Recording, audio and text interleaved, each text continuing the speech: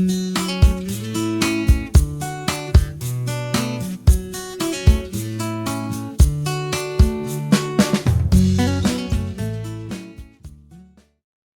çox hörmətli tələbələr. Bu videoda Blackboard platformasının ən vacib bölmələrindən biri olan məzmun, yəni kurs kontent bölməsi ilə tanış olacaq. Əgər Blackboardda ən çox istifadə edəcəyiniz bir bölmə varsa, deyərdim ki, bu məhz məzmun bölməsidir. Çünki müəllimlərin fənn üzrə paylaşdığı bütün əsas materiallar, tapşırıqlar, qiymətləndirmələr və tədris resursları burada yerləşdirilir. Başqa sözlə desək, kurs kontent, yəni məzmun bölməsi sizin həmin fənn üzrə əsas iş mühitinizdir. İndi isə gəlin birlikdə baxaq. Kurs kontent, yəni məzmun bölməsinə daxil olmaq üçün əvvəlcə naviqasiya panelindən fənlər bölməsinə keçirik və siyahıdan istədiyimiz fənni seçirik. Hal-hazırda mənim ekranımda 4 fərqli fənn var. Mən dizayn təfəkkür fənninə keçid alacağam. Fənn açıldıqdan sonra bizi həmin kursun əsas səhifəsi qarşılayır. Burada artıq biz bütün dərs materiallarını məzmun, yəni fənnin məzmunu kurs kontent hissəsində görə bilərik. Burada müəllimin paylaşdığı mühazirə materiallarını, təqdimatları, PDF sənədlərini və digər sizin üçün, dərs üçün lazım ola biləcək bütün faydalı məlumatları əldə edə bilərsiniz. Unutmayın ki, bütün müəllimlər Blackboard üzərində eyni strukturu istifadə etmirlər. Bəziləri dərsləri həftələr üzrə təşkil edir. Məsələn, siz ekranda Week 1, Week 2, Week 3, yəni həftə 1, 2 və 3 şəklində bu dərsin bölündüyünü görürsünüz. Bəzi müəllimlərimiz isə digər strukturlardan və bölgülərdən istifadə edirlər. Onlar daha çox mövzular üzrə qruplaşdırırlar modulları və yaxud da learning module formatını istifadə edirlər. Hansı strukturdan istifadə olunmasından asılı olmayaraq, siz bütün materiallara bu bölmədən rahat şəkildə daxil ola bilərsiniz. Materiallarla işləyərkən onların paylaşılma ardıcıllığına və tarixlərinə diqqət yetirməyiniz vacibdir. Məsələn, biz bu platformaya modulun içərisinə daxil olsaq, görəcək ki, paylaşımın altında xüsusi bir son tarix qeyd olunmuşdur. Müəllimlər adətən məzmunu müəyyən bir ardıcıllıqla hazırlayırlar və bu ardıcıllıq öyrənmə prosesini daha sistemli şəkildə davam etdirməyiniz üçün nəzərdə tutulur. İndi isə burada tez-tez rast gələcəyiniz iki anlayışa diqqət yetirək. Bunlardan birincisi folder, yəni qovluqdur. Hal-hazırda siz ekranda Before Class Prepare, yəni dərsdən öncə hazırlaş qovluğunu görürsünüz. Qovluqlar adətən ekranda gördüyünüz bu işarə ilə göstərilir. Qovluqlar adətən müəyyən bir həftəyə və ya mövzuya aid bütün materialları bir yerdə saxlamaq üçün istifadə olunur.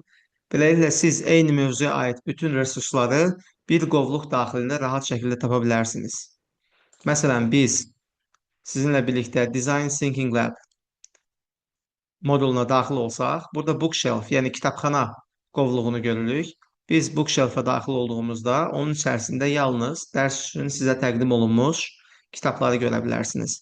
Lecture Slides, yəni təqdimatlar hissəsinə daxil olsaq, bu qovluğun da içərisində həmin dərsə aid olan bütün təqdimat fayllarını əlçatandır.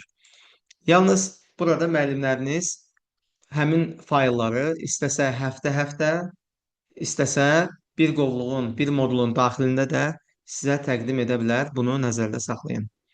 İkinci anlayış isə Learning Module anlayışıdır. Ümumilikdə ekranda gördüyünüz bu ümumi bölmələrin hər birinin adı Learning Module, yəni öyrənmə moduludur. Burada məzmun müəllim tərəfindən müəyyən edilmiş öyrənmə ardıcıllığına uyğun təqdim olunur. Buna görə də bu tip modullarda materialları mümkün qədər təqdim olunduğu sıra ilə izləməyiniz tövsiyə edilir. Bu yanaşma mövzuları daha yaxşı mənimsəməyinizə kömək edəcək.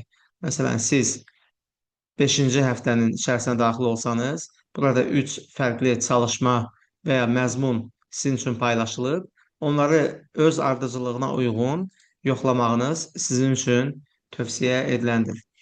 Diqqət etməli olduğunuz digər vacib məqamlardan biri isə son tarixlər, yəni deadline-lardır. Tapşırıqların, testlərin və digər qiymətləndirmələrin son təhvil tarixləri adətən məhz bu bölmədə göstərilir. Bəzi materiallar isə müəllim tərəfindən müəyyən tarixdə açılacaq şəkildə planlaşdırıla bilir.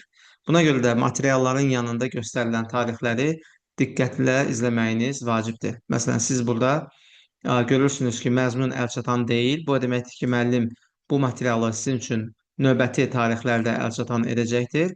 Amma başqa bir modula daxil olsaq, bəzi modullarda görəcəksiniz ki, həmin materialın altında son tarix qeyd olunmuşdur. Yəni bu material sizə bu tarixə qədər istifadəyə açıq olacaqdır. Bununla yanaşı siz həmin tarixləri Blackboard-un təqvim bölməsi ilə də müqayisə etməyiniz sizin işlərinizi daha rahat planlaşdırmağa kömək edə bilər və eyni zamanda bütün tarixləri eyni anda görməyə şansını verə bilər. Məsələn, siz Blackboard-da təqvim hissəsinə keçsəniz, görəcəksiniz ki, təqvim hissəsində sizə təqdim olunmuş bütün materiallar tarix ardıcıllığı üzrə göstərilir. Sonda isə bir neçə kiçik tövsiyəni sizinlə bölüşmək istərdim. Kurs kontent, yəni məzmun bölməsinə yalnız tapşırıq göndərmək lazım olduqda daxil olmuyor. Dərsdən əvvəl və dərsdən sonra bu bölməni mütəmadi olaraq yoxlamağı vərdiş halına gətirin. Yalnız tapşırıqlara deyil, müəllimin paylaşdığı izahlara, əlavə oxu materiallarına və digər resurslara da diqqət yetirin. Bu materiallar mövzunu daha yaxşı başa düşməyinizə və dərslərdə uğur qazanmağınıza kömək edəcək. Beləliklə, biz bu videoda Blackboard platformasında məzmun, yəni kurs kontent bölməsi ilə tanış olduq. Unutmayın ki, bu bölmə fənn üzrə bütün tədris prosesinin mərkəzidir. Materialları vaxtında izləmək, tapşırıqları gecikdirmədən yerinə yetirmək və müəllimin paylaşdığı resurslardan istifadə etmək sizin akademik uğurunuza birbaşa təsir göstərir və bu materialları izləmək və verilən son tarixlərə uymaq tələbələrin öz məsuliyyətinə daxildir. İzlədiyiniz üçün təşəkkür edirəm. Növbəti videoda Blackboard platformasının digər vacib bölmələri ilə tanış olacaq. Təşəkkürlər.